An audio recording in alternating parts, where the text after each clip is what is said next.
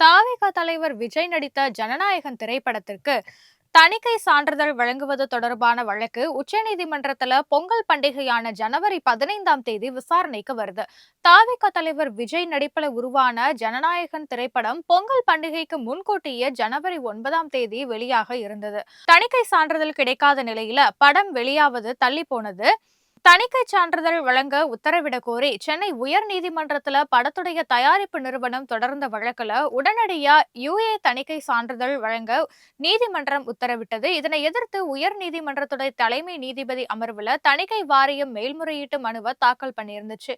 இந்த மனுவை விசாரித்த தலைமை நீதிபதி அமர்வானது தனி நீதிபதியுடைய உத்தரவுக்கு இடைக்கால தடை விதித்து வழக்குடைய அடுத்த கட்ட விசாரணையை ஜனவரி 21ஆம் தேதிக்கு ஒத்திவைத்தது. இந்த தீர்ப்பை எதிர்த்து உச்சநீதிமன்றத்துல படத்துடைய தயாரிப்பு நிறுவனமான அவசர வழக்க தாக்கல் செய்தது. இந்த தீர்ப்பை எதிர்த்து உச்சநீதிமன்றத்துல படத்துடைய தயாரிப்பு நிறுவனம் அவசர வழக்க தாக்கல் பண்ணுது. இந்த வழக்கு பொங்கல் பண்டிகையான வியாழக்கிழமை விசாரணைக்கு வருது.